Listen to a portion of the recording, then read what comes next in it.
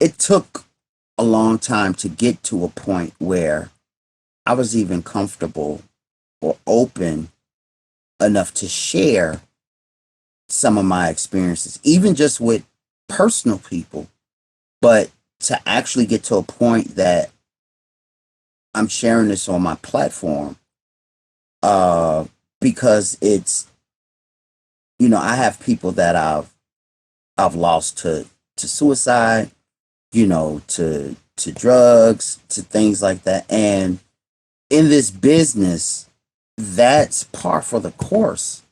It's You're in a party culture.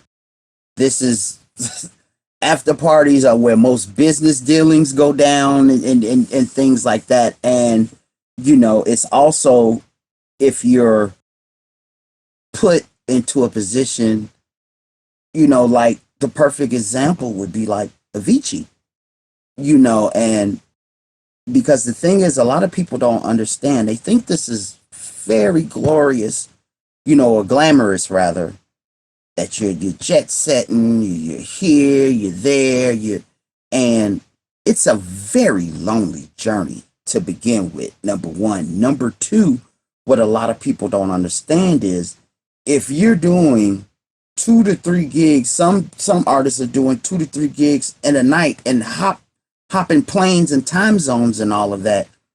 This and the lack of rest, it already has wreaks havoc on your mind, body, and soul. Then it's inhumanly possible to do all of this. And then that's where you bring in drugs and things like that to go. And sometimes it's not just hard drugs, sometimes it's, pills or whatever, to keep you up, keep you going or whatever. And from my own personal experience, I learned that, I guess it's the old saying of getting what you wish for. And I had one of the craziest years of touring, and I wasn't ready for it more than I thought. Then, from also having, dealing with depression, being bipolar, things like that, some of this stuff already I fall victim to that just naturally from what I'm dealing with. So I self-medicated. And then from self-medicating, then already having everything I wanted handed to me on a platter, that was just, a recipe for disaster. And it's like, with me sharing some of my experiences, because there's a lot of, especially artists, there's a lot of people, you have to portray this image, you have to be a certain way, or even your team would tell you, what you should be posting on social media, what you should do, or is everyone's just celebrating or putting out the highs, so as well, it's like everyone's wearing a mask, and I wore a mask as well. But it's like, it gets to a point where it's like, yeah, you can see some people that look like they're on the top of the world, but are they happy? Some of these people, I've shared my story online, and I'm not going to, name anyone, but there's people who hit me up and they were just like, thank you.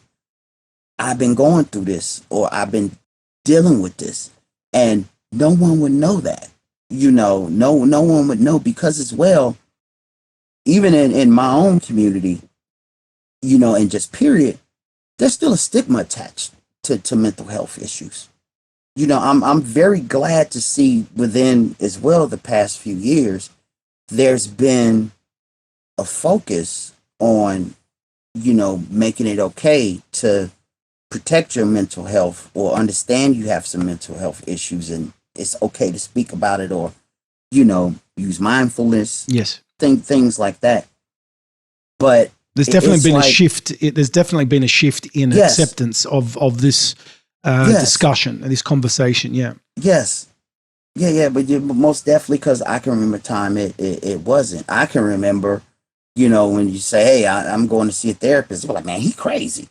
You know, it's like, you know, it's good for therapy to be normalized or start to be normalized, you know, and being able to talk about your mental health. But like I said, in this industry, it's like drugs and alcohol. It goes hand in hand with this because it's part of the party culture or whatever. But I had to learn to face a lot of things that I was, you know, running from, hiding from. And that's one of the hardest things for people to do is to, number one, own up to your own shit, your own part, you know, and things. And as well, be alone and be able to face the person in the mirror and know that, hey, I'm not right. Something's not right. And I need to work on this and want to be a better person. And, you know, we're all human. No one's perfect. But as well, it's like some people, including myself, I numbed myself because I didn't want to deal with feelings. You know, I numbed myself because of past traumas. Yeah. You know, and that's one of the main things that, you know, even when they're talking you know, with the mental health narrative, you know, they also say, especially if recent, they've been saying now that, you know, it's about unhealed traumas. Yeah. And it's like the root cause of a lot of things. Yeah. But honestly, it's deeper than that. It's childhood trauma. Yeah. That really is the root cause of a lot Absolutely. of issues. I agree with you 100%.